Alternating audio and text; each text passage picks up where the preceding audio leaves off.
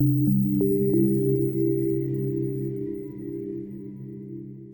do I read the Bible? Where do I start? Well, just start at the beginning. Let me ask you about some of the things that you might have been exposed to, like these Bible reading plans through a year, and they'll have you read in the Psalms, and then they'll have you read a passage in a gospel. Then you go read over there in 1 Kings. Then you go read a proverb. Then you go read Paul's letter, a chapter in Paul's letter to the Romans. What if you did that with green eggs and ham?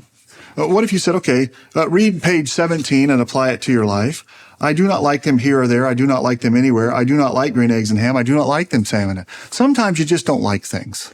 And it doesn't matter where you are. And that's okay. We need to learn to be okay with not liking things. And so let's apply this to our lives. And then the next day you say, well, let's go over here and let's read page, 24, right? Not in a box and not in Fox.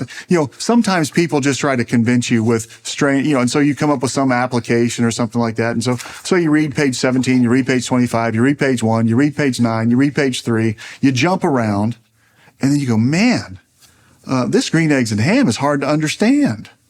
Well, no one would read this book that way. You'd start at the beginning and you'd go to the end, and you make the assumption that every page relates to the previous page, that every step in the story, every scene in the story is developing the plot. You make that assumption when you go watch a movie.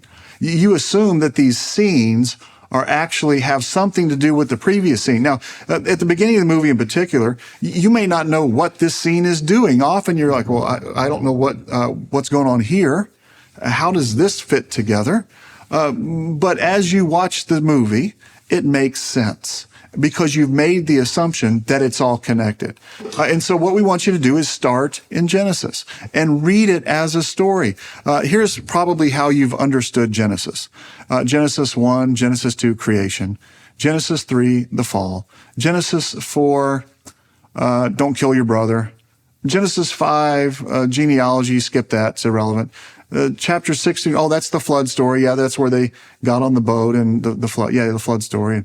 And then another genealogy. Oh, yeah, the Tower of Babel story. Yeah, you got some of the Abraham stories. See, you're viewing them as stories, self-contained stories. The flood story, the Tower of Babel story, the story of Abram going down to Egypt, but you're not viewing them as a unified narrative. And so start in Genesis and read it as a unified narrative. Genesis is setting up Exodus. Exodus is setting up Leviticus. Leviticus is setting up Numbers and Deuteronomy. And Deuteronomy, we call the books that follow Deuteronomy the Deuteronomic history. The reason is because you are to interpret Joshua, Judges, Samuel, Kings, the prophets, all of these books that follow Deuteronomy, you're to interpret them in light of Deuteronomy. So if you don't know Deuteronomy, you can't interpret them. And so the story starts at the beginning and it flows through those narrative books. And then you have these peripheral books. You've got the Psalms, you've got Ecclesiastes, you've got Proverbs, even the book of Job. These are books. Job, for example, is a story that assumes that the reader knows the Genesis story, knows the Pentateuch or the Psalms. The author assumes that the reader knows the language of the story, if you know the story. So the story provides the backbone, kind of the structure, the main structure upon which everything is related. The prophets, the pre-exilic prophets, the exilic prophets, the post-exilic prophets. And as we go through the story, we'll learn what who those people are and what do we mean by pre-exilic and exilic. And my point simply is that the prophets can only be understood in light of the story. The Gospels are written to prove that Jesus is the promised one that this whole story was talking about. John is going to write his Gospel to prove through the Old Testament words of God and through the Old Testament works that were promised that only Messiah would do, that Jesus is in fact the one. And he says, many other signs Jesus did in the presence of his disciples, which are not written in this book, but these are written so that you would believe. Well, if you don't know the signs, if you don't know the Old Testament story, how can you match it up to see if, in fact, this one is the Messiah? This one is the one whose words and works match those that were promised in the Old Testament. The epistles are communicating. Take Paul, for example. Paul is communicating to these Gentiles who don't know the story of the Old Testament, that Israel in the Old Testament, God's chosen people, rejected the Lord. They rejected the rock of his salvation, and they went and they basically worshiped the idols. They worshiped demons. They worshiped false gods. They went and joined the Gentiles in their rebellion against the Lord.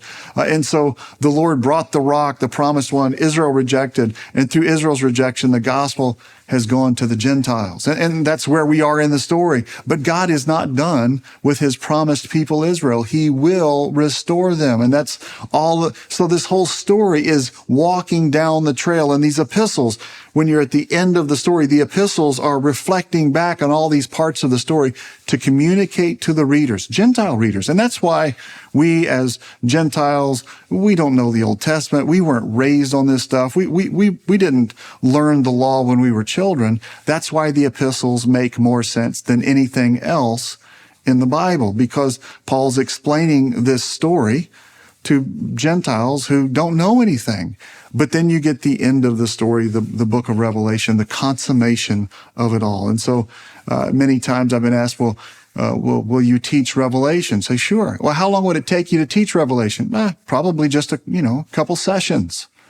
But it would take us years to prepare for those couple sessions, because the first 65 books of the story lead to the 66th book. And so if you don't know the first 65 books, if you don't know the beginning of the story, and if you don't know what's happened in the middle of the story, then you won't know the ending of the story, or the ending of the story won't make any sense to you.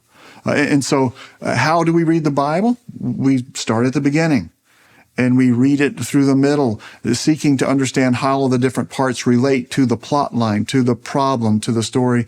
And then we see that story come to its consummation. And I got great news for you. We're at the end of the story.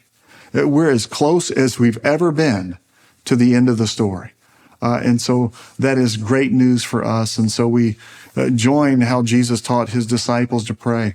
Thy kingdom come, thy will be done on earth as it is in heaven. That's looking forward to the end of the story, the return of Christ. That's our hope.